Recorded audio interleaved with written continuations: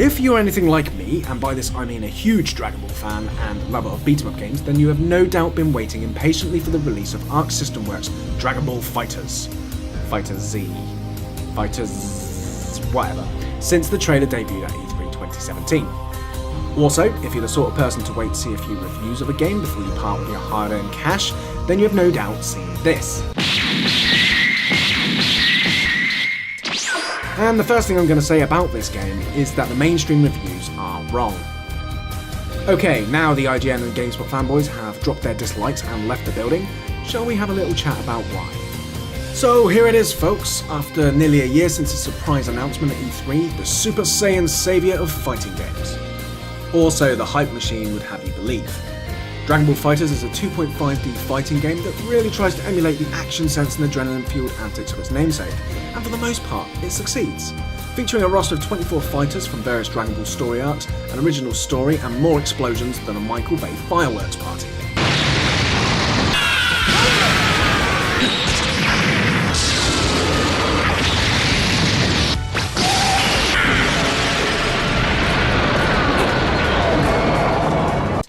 To my memory, FighterZ is the first Dragon Ball game to have a stab at an original story and not just retellings and what-ifs of the main Dragon Ball Z story arcs.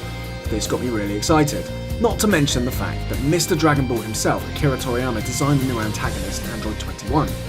Sounds great, right? Well, I have to say that when it comes to the story mode in this game, Arc System Works and Bandai Namco really screwed the pooch.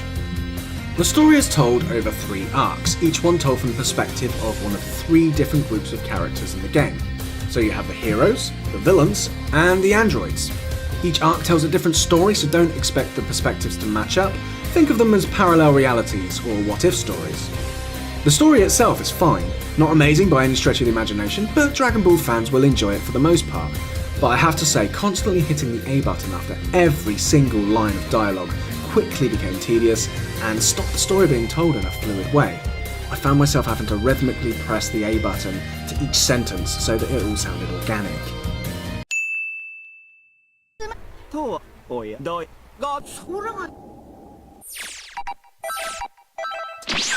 The big problem I found with the story mode was that each map consists of a boss fight and a bunch of trash clone fights that you'll need to do to level up high enough so that later boss fights don't end up killing you in a couple of hits. To finish the story mode, you will have had to fight over 100 battles against the same clones, and for me, it made the story campaign feel like a grind. Each boss fight rewards you with a cutscene and a small amount of dialogue. In the third arc, I went through 8 maps, each containing between 6 and 10 trash fights, and at the end of each one, after beating the boss, I would get 2 lines of dialogue that seemed to be lazily reminding me that there was actually a story here, and I just had to keep on following the breadcrumbs. The need for an RPG-style experience system I felt served no purpose other than to gate players away from rushing through to the boss fights, revealing how short the story was without all the padding. This mechanic doesn't exist in any other game mode, and quite frankly I thought the design of the whole campaign was lazily tacked on. Something that's been bothering me a lot is the pre-order bonus. So if you pre-ordered, you get instant access to Super Saiyan Blue Goku, Vegeta and Android 21. This is not DLC, but unlockables like what most games give you as an incentive for finishing the arcade or story modes, and for me this certainly took the incentive away to push forward as there are no other unlockable characters to pursue. I realise I probably sound like a grumpy old man right now, but before DLC was a thing, I used to love playing through games like Tekken to unlock the next sub-boss as a playable character, and I personally think having more to unlock with gameplay rather than our wallets keeps us playing longer. So, back to the review. Dragon Ball FighterZ is designed to be played online, and the central hub world for just about everything is pretty horrible. You have a selection of mini hubs to visit that contain arcade modes, ranked matches, world tournament mode, story mode, and there's some shops as well.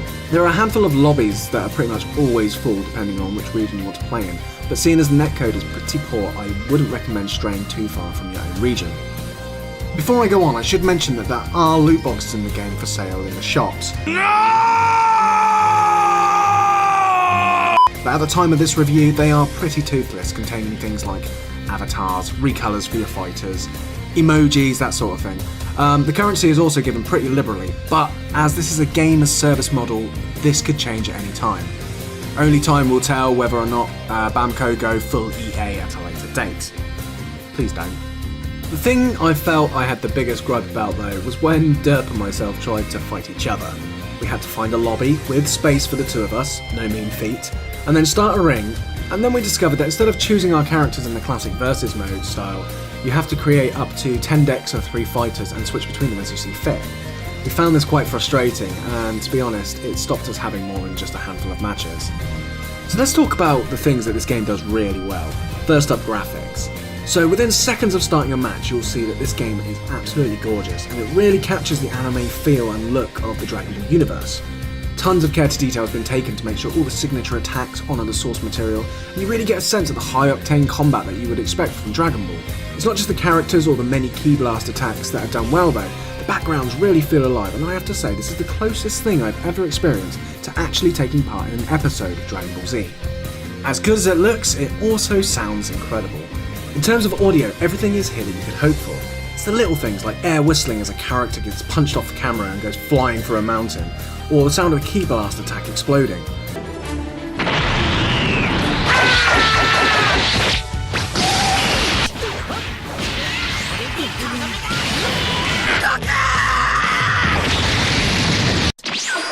Fans of the series will recognise every single sound effect. Add to the fact that you have both full Japanese and English dub casts, the feeling of taking part in a piece of Dragon Ball Z history is as authentic as I could ever imagine it to be. For me, it just wouldn't be Dragon Ball unless you had the likes of Sean Schemmel and Chris Sabat voicing Goku and Vegeta, and thankfully none of the voice actors disappoint. The thing that really has me kind of divided is the combat. So when you first start playing, it feels great. You can mash a few buttons, pull off a 30-hit combo and see the world explode into a blaze of colours. Tagging in and out of attacks with your free fighters looks amazing and feels smooth. But the fun was a bit short-lived for me because of the way the combat is done with the auto combos. So you have a light attack, medium attack, heavy attack plus a key blast attack button. Repeatedly bashing any one of these will result in a combo chain. Add to that the pursuit button that allows you to fly after your opponent to string these combos together, and you have a recipe for frustration. If you remember games like Tekken Tag Tournament, Soul Calibur and Battle Arena Toshinden, the thing that really separated the noobs from the pros was the hours spent learning your favourite combos and characters inside and out. Unfortunately, all the characters in Dragon Ball FighterZ control the same, all the moves being activated with the standard Hadouken style inputs, and although the characters' moves vary visually, once you master one character's moves, you've pretty much mastered everyone's.